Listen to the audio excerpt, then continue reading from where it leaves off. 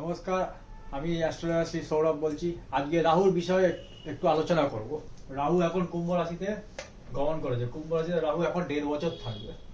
তো কুম্ভ রাশিটা হচ্ছে রাহুর জন্য একটা পজিটিভ ঘর।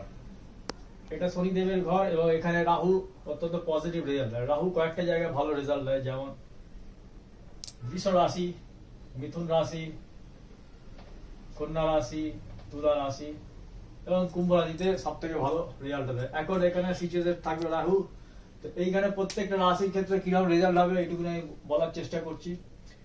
যাদের মেষ লগ্ন বা মেষ রাশি তাদের ক্ষেত্রে রাহু একাদশে এখন বসে আছে। একাদশে বসে থাকার জন্য রাহু এদের ক্ষেত্রে আকস্মিক ধন লাভ, যেটাকে বলে হুট করে কোনো পয়সা চলে আসা, মানে আপনি ভাবতেই পারলেন না কোন জায়গাতে আপনার হয়তো অনেক দিনের আটকে থাকা টাকা পয়সা সেগুলো আপনারা পেয়ে যেতে পারেন।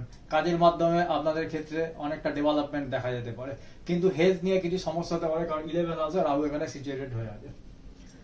এবার আমি বৃষ লগ্নের ক্ষেত্রে চলে যাচ্ছি। বৃষ লগ্নের সব থেকে ভালো পজিশনে রয়েছে বৃষ লগ্নের 10th হাউসে দশমে যখন রাহু বসে থাকবে। এখানে কর্মস্থানে যাদের এই মুহূর্তে ধরুন যে কর্ম নেই, চাকরি নেই, তারা চাকরির চেষ্টা করুন। তাদের ক্ষেত্রে মানে চাকরি পাওয়ার সম্ভাবনা অত্যন্ত পজিটিভ এবং সামনে 1.5 বছরের মধ্যে পাওয়ার সম্ভাবনা ম্যাক্সিমাম। এছাড়া অন্যান্য কোনো জব বা ব্যবসায় যদি ইনভেস্টমেন্ট করতে চায় আপনারা করতে পারেন।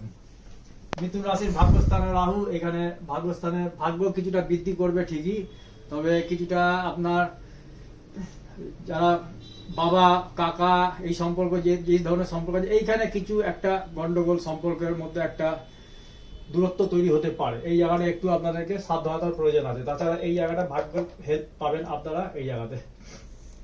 পরবর্তী রাশি হচ্ছে কর্কট লগ্ন বা কর্কট রাশি। এই কর্কট লগ্ন বা কর্কট রাশির ক্ষেত্রে অষ্টমে রাহু স্থান বসে আছে। এইখানে দেখবেন কিছু পারিপার্শ্বিক ক্ষেত্রে কিছু গন্ডগোলের সমস্যার সৃষ্টি হবে যেখানে। আর এছাড়া আপনার যদি পৈতৃক সম্পত্তি নিয়ে কোনো রকম আইনত জটিলতা থেকে থাকে তাহলে সেই ক্ষেত্রে কিন্তু কিছু অশান্তির সৃষ্টি হওয়ার সম্ভাবনা রয়েছে।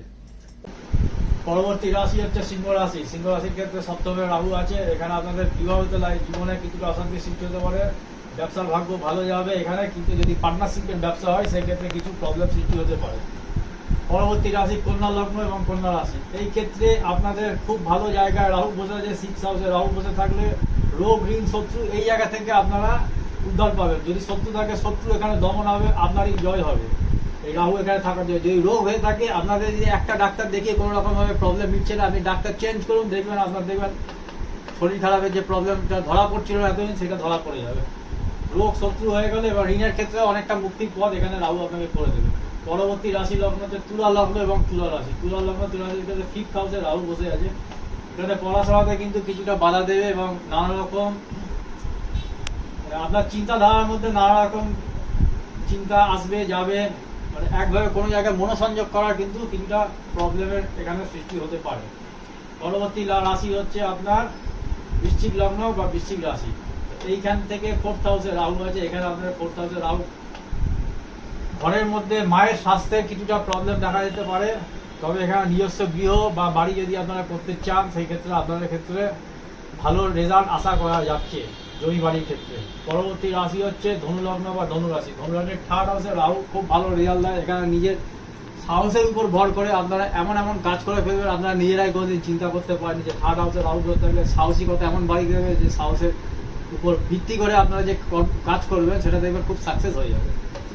পরবর্তী রাশি হচ্ছে মকর লগ্ন মকর রাশি। এখানে 2nd হাউসে রাহু বসে আছে। এখানে আকস্মিক ধন লাভের যেরকম যোগ রয়েছে সেরকম কিন্তু ধনক্ষয়েরও যোগ রয়েছে। অতএব একটু সেভিংস এর ব্যাপারে একটু সাবধানতার প্রয়োজন হবে।